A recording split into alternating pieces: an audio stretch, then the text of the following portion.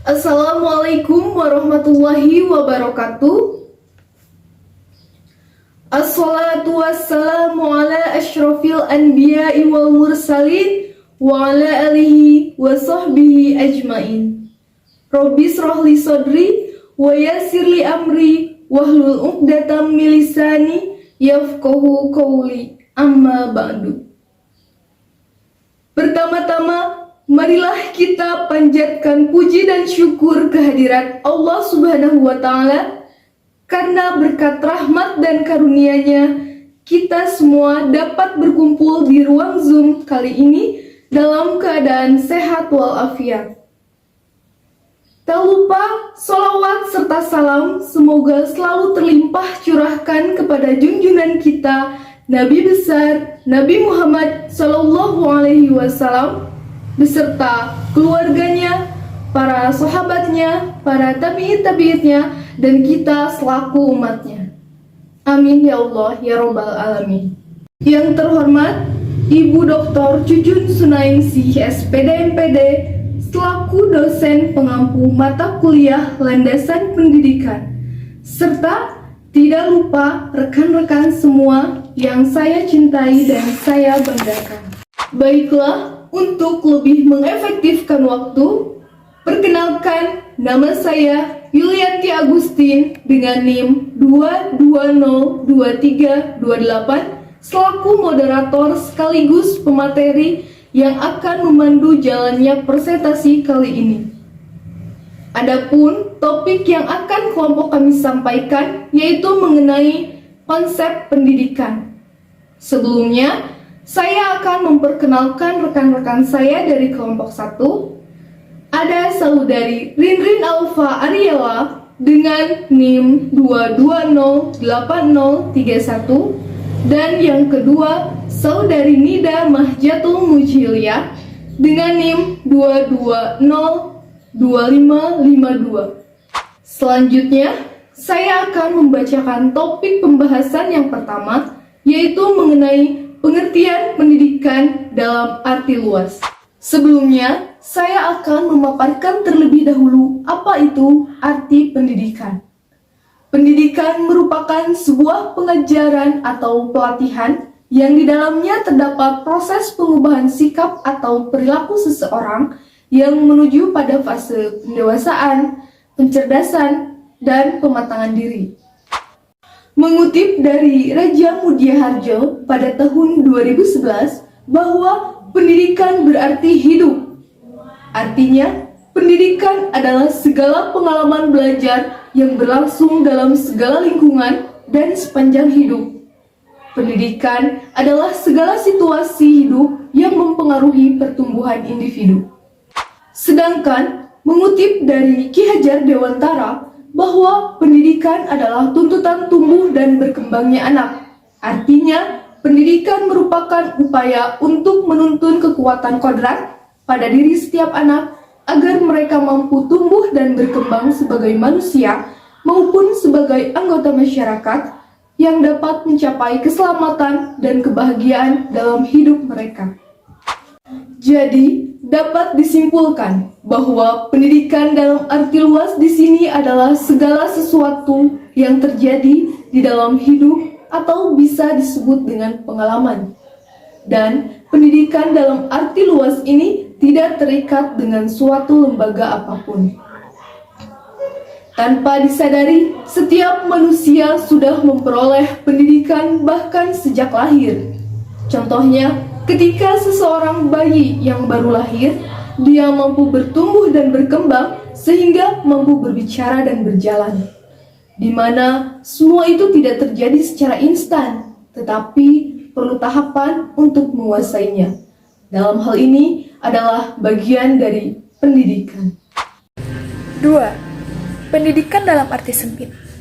Mudiharjo mengatakan, pendidikan adalah sekolah. Pendidikan adalah pengajaran yang diselenggarakan di sekolah sebagai lembaga formal. Pendidikan adalah pengaruh yang diupayakan sekolah terhadap anak dan remaja yang diserahkan kepadanya, mempunyai kemampuan yang sempurna dan kesadaran penuh terhadap hubungan-hubungan dan tugas-tugas sosial mereka. Dapat disimpulkan bahwa Pendidikan dalam arti sempit yaitu proses interaksi antara peserta didik dan pendidik dalam suatu lembaga formal atau biasa disebut dengan sekolah. Pendidikan dilaksanakan dalam bentuk kegiatan belajar mengajar yang sudah terprogram serta terjadwal dengan sistem pengawasan. Dalam artian, interaksi di sekolah ini diharapkan dapat menumbuhkan serta mengembangkan karakter peserta didik. Selanjutnya yang ketiga yaitu pendidikan berdasarkan pendekatan monodisipliner. Pendekatan menggunakan monodisipliner adalah pendekatan struktur atau pendekatan menggunakan suatu ilmu tunggal sudut pandang. Ciri pokok atau kata kunci dari pendekatan monodisipliner adalah mono, yaitu satu ilmu, disiplin tunggal, atau satunya itu. Setiap disiplin ilmu memiliki objek formal yang berbeda-beda. Berdasarkan hasil studi terhadap objek formalnya masing-masing, disiplin ilmu menghasilkan perbedaan pula mengenai konsep atau definisi yang identik dengan pendidikan. Yang pertama, pendekatan sosiologi. Pendidikan identik dengan sosialisasi, yang dimana membantu peserta didik untuk bisa berinteraksi dengan lingkungan sekitarnya. Yang kedua, pendekatan antropologi. Pendidikan identik dengan enkulturasi, di mana mewariskan nilai-nilai budaya dari generasi tua ke generasi muda. Yang ketiga, pendekatan ekonomi. Pendidikan identik dengan penanaman modal atau investasi. Yang keempat, pendekatan politik. Pendidikan identik dengan sivilisasi, membantu peserta didik menjadi warga negara yang baik dengan memenuhi hak dan kewajibannya sebagai warga negara. Yang kelima, pendekatan psikologis. Pendidikan identik dengan individualisasi, di mana dapat membantu peserta didik atau individu agar dapat tumbuh kembang secara optimal. Dan yang terakhir, yang keenam, yaitu pendekatan biologi. Pendidikan identik dengan adaptasi, di mana membantu peserta didik menyesuaikan dengan lingkungan sekitarnya dalam memenuhi kebutuhan atau mencukupi kebutuhannya. Beberapa contoh masalah nyata pendidikan dalam arti luas, sempit, dan pendidikan berdasarkan pendekatan monodisipliner.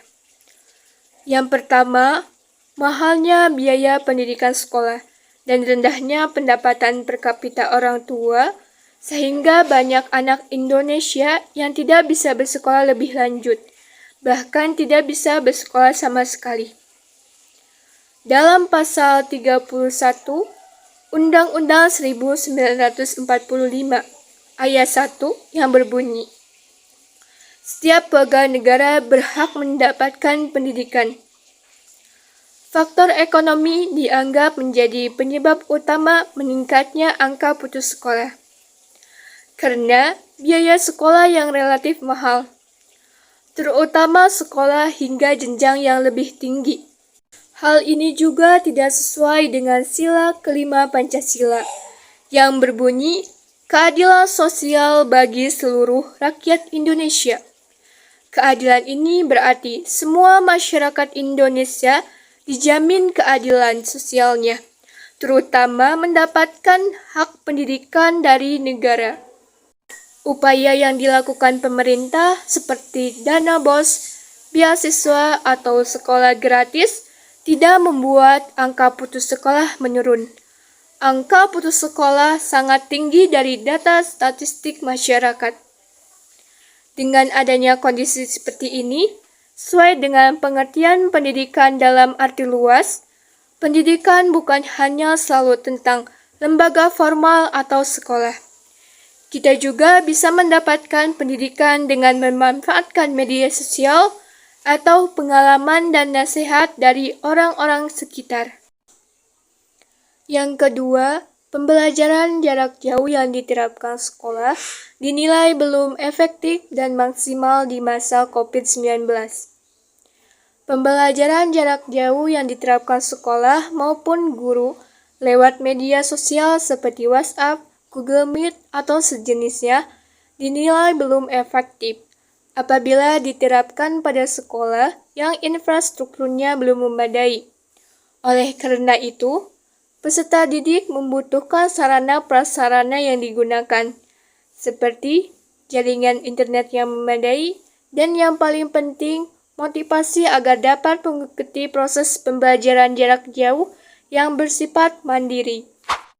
Jadi, dapat disimpulkan bahwa pendidikan berdasarkan monodisipliner adalah pendekatan struktur atau pendekatan menggunakan suatu ilmu tunggal sudut pandang.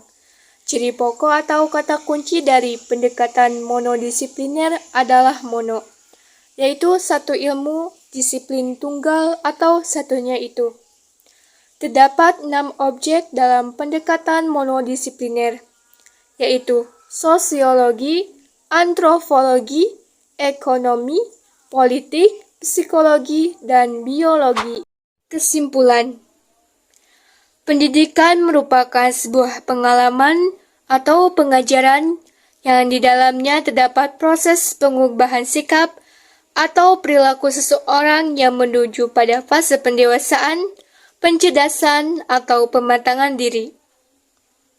Pendidikan sendiri terbagi menjadi 3, yaitu pertama, pendidikan dalam arti luas, yaitu segala sesuatu yang terjadi di dalam hidup atau disebut dengan pengalaman. Dan pendidikan dalam arti luas ini tidak terkait dengan suatu lembaga apapun.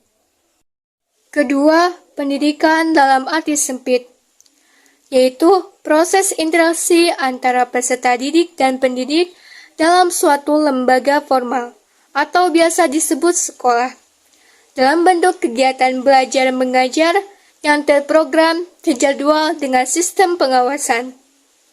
Dan ketiga, pendidikan berdasarkan pendekatan monodisipliner, yaitu pendekatan struktur atau pendekatan menggunakan satu ilmu tunggal sudut pandang.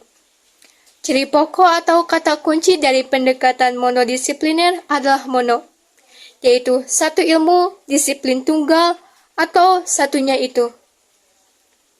Ada 6 objek dalam pendekatan monodisiplin, yaitu sosiologi, antropologi, ekonomi, politik, psikologi, dan biologi. Baiklah, sekian pemaparan video presentasi dari kelompok 1. Mohon maaf atas segala kekurangan dan kesalahan. Wassalamualaikum warahmatullahi wabarakatuh.